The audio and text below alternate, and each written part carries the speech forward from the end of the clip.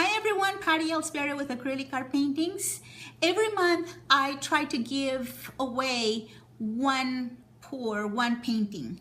This month goes to Steve Guest, who happens to be our number 100 friend in our acrylic art paintings group. So here goes to you, Steve. It's a swipe and a pipe. All right, guys. Emily's last video gave me this idea where I can line up two sides paints to swipe, and I wanted to do a piping style in the middle. And so I prepared a very thin base that I'm going to use to swipe over the colors that I have lined up in both sides of the canvas. Except for the swiping color, all the other colors have been prepared with only paint, water, and dimethicone.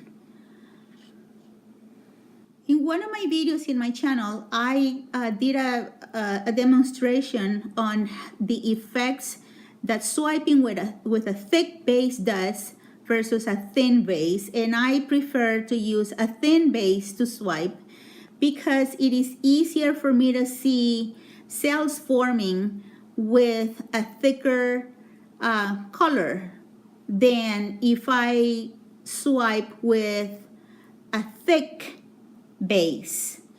So as you can see, some cells are already forming in the side where I swipe.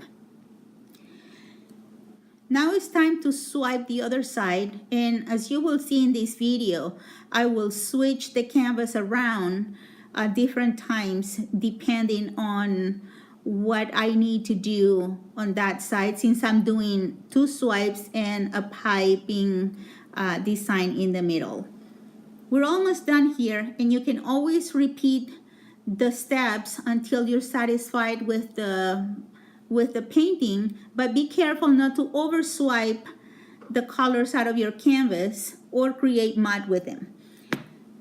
After each swipe, I like to apply some heat with the heat gun to bring out the dimethicone. And as you can see there, some cells are already beautifully forming in there. And I'm just adding a few touches here and there to bring out some color. And then I will add a little bit more heat after that to see if we can bring a little bit, a few cells more. As a matter of information for you guys, I did 3 swipes for this pour, but I'm only showing you one to save time. At this point, I just want to thin out a little bit the swiping color from the middle, and I'm doing that with my little swiping tool card that I have. At this point, I am ready to prepare the colors for the piping technique. So I set my canvas aside and I bring my cup that I have ready with a Ziploc bag.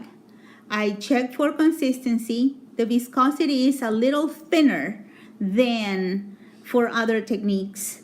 And so I'm using the blue and the metallic peridot green together in the bag. And now I'm ready for the green, as you can see.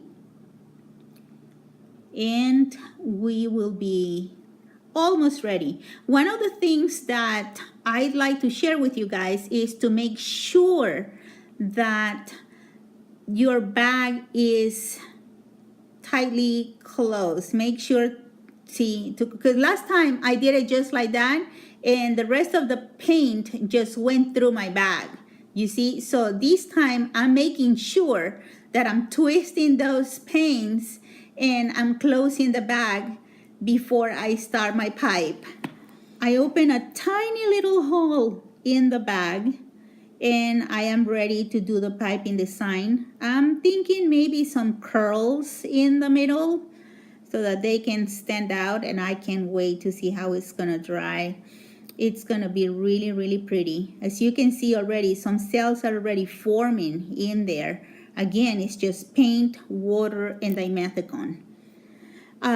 Of course, I always mess with it after the video, and I'm sure I'm going to be adding some dots in there to fill some space and create some harmony with the paint. And so I'll show you the dry piece in a minute. Thank you all for joining me today. If this video was useful to you in any way, shape, or form, give me some love. Or if you have any questions or comments, please ask me in the space below. And till next time, keep pouring.